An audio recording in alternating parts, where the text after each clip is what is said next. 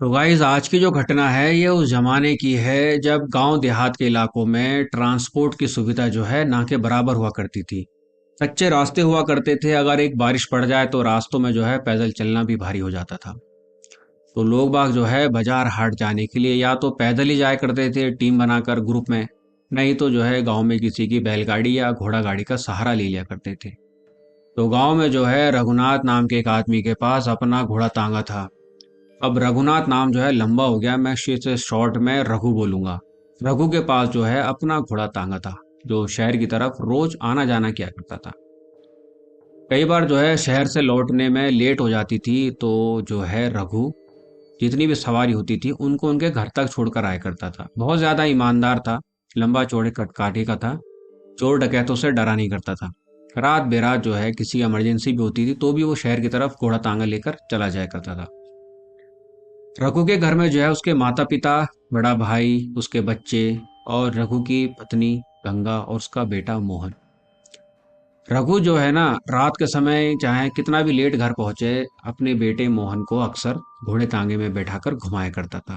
उसका बेटा मोहन इंतजार करता कि कब पिताजी आएंगे और कब मुझे घोड़े तांगे में बैठाकर गांव का चक्कर लगवाएंगे। शहर के रास्ते में जो है एक पेड़ भी पड़ा करता था। एक चौराहे पे एक पेड़ था पीपल का। पुराने बुजुर्ग बताते हैं कि कुछ साल पहले यहाँ पर एक व्यापारी की हत्या कर दी थी लुटेरों ने, लूटपाट करने के बाद। तब से जो है अक्सर कई बार कुछ लोगों को, हर किसी को नहीं, वो व्यापारी का भूत दिखाई देता है। कई बार जो है ना कुछ आसपास के गांव में लोग बताते हैं, जिसको भी रात के समय वो उस व्यापारी का भूत दिखता है ना, वो अपने घर पहुंच नहीं पाता। उसकी भी फिर लाश ही मिलती है और उसके पैर भी उल्टे ही मिलते हैं और पेड़ पर टंगी हुई मिलती है उसकी लाश। ऐसा नहीं कि हर किसी को दिखेगा या हर किसी के साथ ऐसा होगा, आसपास के गांव के लोग बताते हैं। अब इसमें कितनी सच्चाई है कितनी झूठ है ये तो खैर लोग बागी जाने, गांव के आसपास के। मतलब कि इतनी कहानी जो है इनके गांव में प्रचलित थी। रघु जो था वो कई बार जो है उस रास्ते से भी गुजरा करता था। वो रास्ता जो था थोड़ा शॉर्टकट था शहर की तरफ के लिए।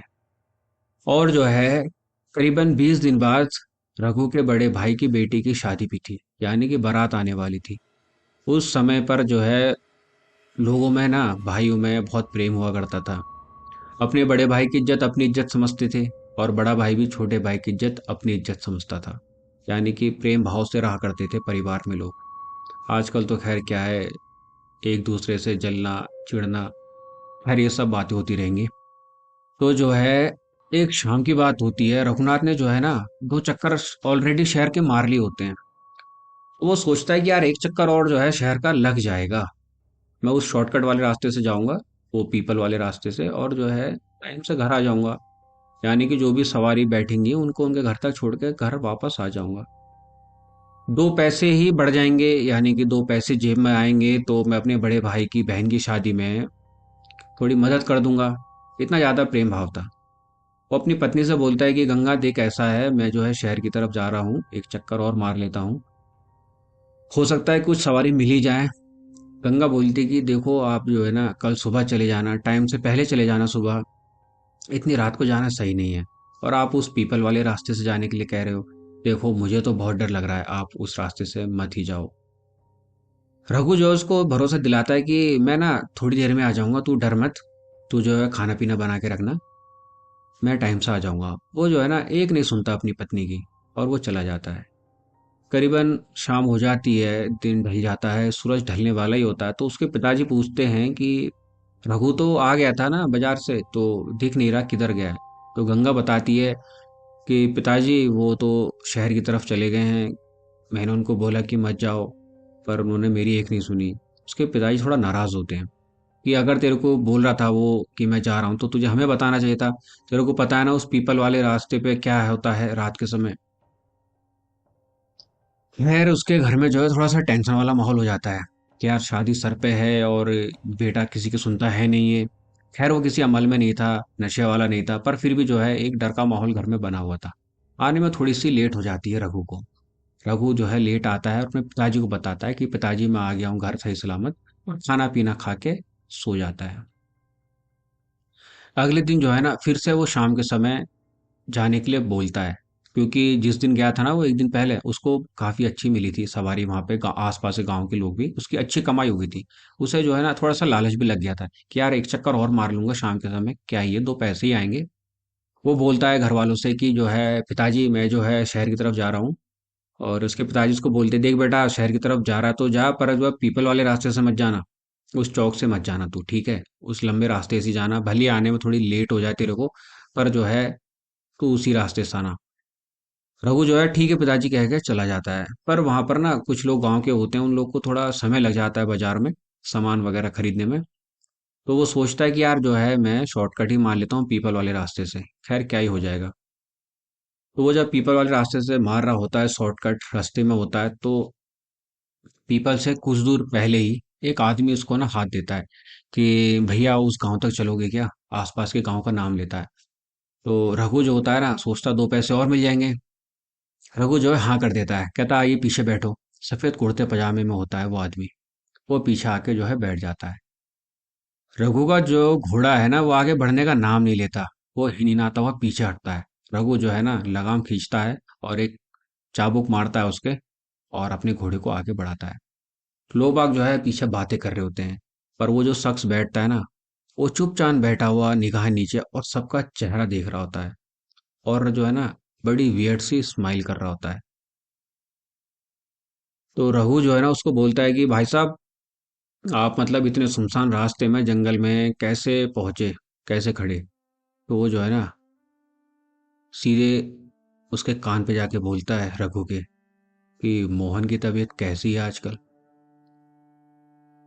रघु का जो है ना खून जम जाता है। रघु ने उसको अपना नाम तक नहीं बताया और उसको उसके बेटे का नाम पता है। रघु को जो है ना थोड़ा सा डर सा लगता है, वो चुप हो जाता है। वो कहता है हाँ ठीक है भाई साहब आप बैठो। पर वो जो है ना वो आदमी बैठता नहीं है, वो रघु के पीछे ही बैठा है। और रघु के कान में जो है ना उसकी सांसें चलने की आवाज आ रही है।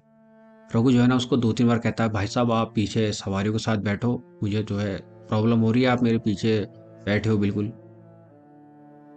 तो उसके कान में फिर से बोलता है।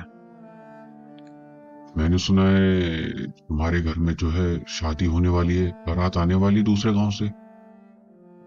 इस बार जो है ना थोड़ा सा और डर जाता है रघु। रघु जो है ना और घोड़े की स्पीड जो है और तेज करता है। वो समझ जाता है कि यार कुछ लगता है, कुछ गड़बड़ तो नहीं होगी, मैंने इसको बैठाकर। अब धीरे धीरे एक एक दो दो करके जो है हर आदमी अपने अपने घर की तरफ निकलता है, उतरता है। बोलता है कि हाँ रघु हमें रोक दो, हमारा घर आ गया, हमारा घर आ गया। पर वो जो शख्स बैठा होता है ना वो अब तक उतरता नहीं है। रघु उसको बोलता है कि तुम्हारा गांव जो है किस तरफ है मुझे बताओ, नहीं तो जो है तुम यहीं उतर जाओ। वो आदमी जो है ना कुछ नहीं बोलता। रघु जब पीछे मुड़ के देखता है ना तो उस आदमी के पैर भी उल्टे थे। मौसम जो है बहुत ज्यादा खराब हो रहा था, आंधी तूफान का मौसम बन चुका था। रघु जो है ना थोड़ा सा डर गया था। रघु सोच रहा था यार मुझे जो है ना घर वालों की बात मान ही लेनी चाहिए थी। तो पैसे की लालच में आकर मैंने लगता है बहुत बड़ी मुसीबत मोल ले ली है, मन ही मन में सोचता है रघु। रघु जो है ना फिर से बोलता है कि भाई साहब आपका गांव किस तरफ है मुझे बताओ। जो पीछे देखता है ना तो वो आदमी होता नहीं है। रघु की जान में जान आती है। रघु अपना घोड़ा तांगा रोकता है और उसको अपने घर की तरफ मोड़ता है।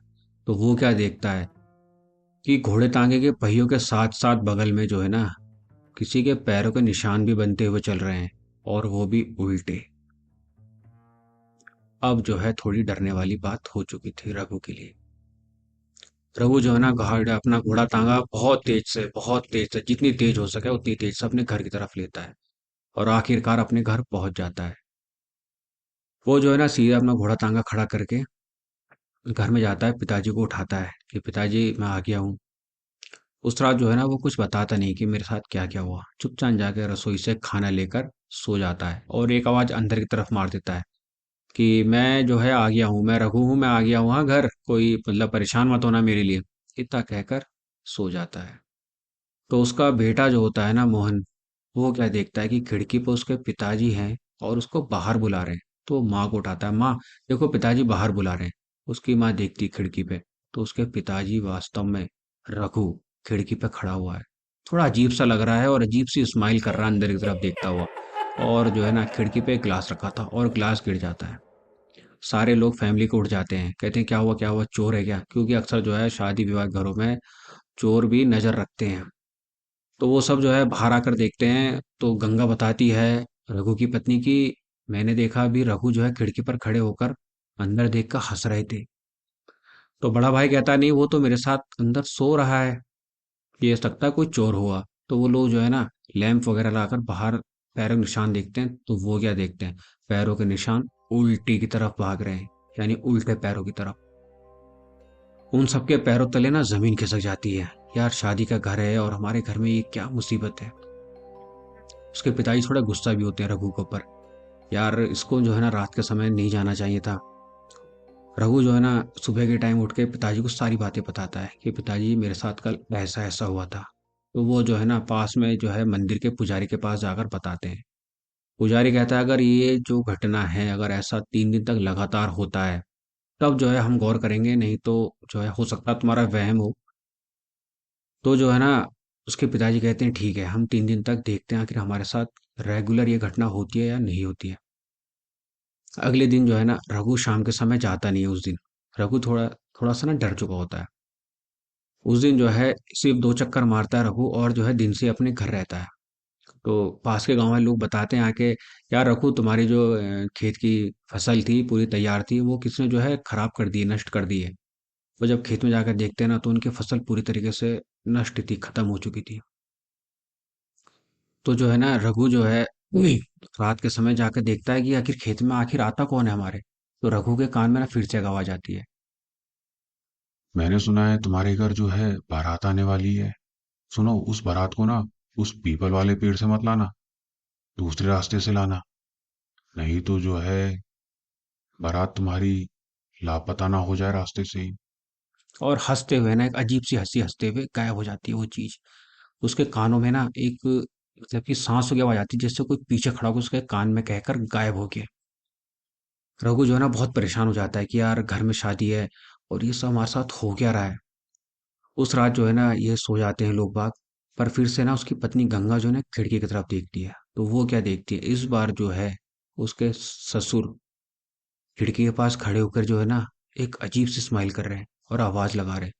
रघु, रघु, रघु बेटा तू आ गया। तो वो बोलती है पिताजी रघु तो 2 चक्कर मार के ही आज बाजार नहीं गए, वो सो रहे हैं दूसरे कमरे में। वो जो है ना उठ के जैसी पास जाती है तो वो शख्स भी जो है वहां से भाग जाता है। वो सबको उठाती है कि पिताजी अभी खिड़की के पास खड़े थे। पर पिताजी तो जो है बैठक में सो रहे थे। पिताजी कहते हैं मैं तो बैठक में सो रहा था। तो वो फिर से जो है पैर देखते हैं तो वो पैर फिर से उल्टे थे, यानी कि घर के पास पास मुसीबत आने वाली थी। ये जो है ना उस पंडित के पास जाते हैं, उनको बोलते हैं भगत को कि जो है पंडित जी आप जो है कुछ भी करो, हमारे घर पे जो है शादी आने वाली है, शादी का माहौल है और घर के आसपास ये सब चीजें भूत प्रेत जो है छलावा घूम रहा है। तुम जो है कुछ भी करके इस चीजों को हटाओ यहाँ से। वो जो था भगत जो था पुजारी, उसने जो है इनको कुछ बांध के दिया, कहा रात के समय ना अपने घर के चारों तरफ इस चीज को डाल देना थोड़ा थोड़ा। तो तुम्हारे घर के पास पास 3 दिन तक लगातार ये डालना, तो ये जो भी छलावा है जो भी है ये तुम्हारे घर का रास्ता भूल जाएगा। ये जो है ना रात के समय डाल देते हैं चारों तरफ। और हाँ वो भगत कहता है किसी का पैर इसके ऊपर पड़ना नहीं चाहिए। घर के जो है चारों तरफ ये लोग जो है उस चीज को रख देते हैं लगातार 3 दिनों तक। पर जो है ना एक रात जो है रघु का उस पर पैर पड़ जाता है, आखिरी रात। तो रघु जो है ना उस रात ही तांगा लेकर बाजार की तरफ निकल जाता है। जब रात के समय उसकी पत्नी खिड़की से देखती है तो वो क्या देखती है कि सिर्फ पीछे से जो है आवाज आती है उससे घोड़े टांगे चलने की। और वो आवाज लगाती है रघु रघु इतनी रात में कहाँ जा रहे हो। उसकी एक नहीं सुनता और वो गायब हो जाता है। और जो है करीबन 2-3 घंटे में वापस भी आ जाता है। पर जिस रात वो वापस आता है ना उसका जो है बोल चाल में उसके रहन सहन में थोड़ा सा बदलाव सा नजर आ रहा था। खैर अब वो दिन आ जाता है जिस दिन बारात आने वाली होती है। तो उससे जो है उस दिन सुबह के टाइम उसका बड़ा भाई उससे पूछता है कि रघु कुछ मदद हो सकती है तो। तू कह रहा था मैं कुछ मदद करूंगा आपकी। रघु जो है ना एक पैसे की मदद नहीं करता बड़े भाई की। तो उसे बड़ा नाराज भी होता है कि यार इसने मेरे से जो है शुरू से कहा मैं मदद करूंगा आपकी और एंड टाइम पर जो है ये इसने मुझे धोखा दे दिया। खैर जैसे तैसे करके इधर उधर से उधार पानी लेके उसका बड़ा भाई जो है शादी कर देता अच्छी तरीके से। बारात विदा हो जाती है। 2-3 दिन बाद एक पेड़ के पास रात के समय एक पास के ही घोड़े तांगे वाले को रघु खड़ा हुआ दिखता है और उससे पूछता है कि भाई साहब, क्या आप मुझे मेरे घर तक छोड़ दोगे? वो ना रघु को बैठा लेता है अपनी गाड़ी में और रघु के घर के पास छोड़कर आता है। उस दिन से जो है ना, रघु अपने घर से रात के 12 बजे उस पेड़ के पास जाकर खड़ा हो जाता है और आने जाने वालों से जो है लिफ्ट मांगता है, बोलता है क्या आप मुझे मेरे घर तक छोड़ दोगे? और उस रात रघु के पैर भी उल्टे हो जाते हैं। तो दोस्तों, ये थी आज की कहानी। अगर कहानी पसंद आई हो तो सब्सक्राइब कर लेना चैनल को और दोस्तों के साथ शेयर करना। मिलते हैं किसी और दिल दहला देने वाली घटना के साथ। तब तक अपना ख्याल रखना।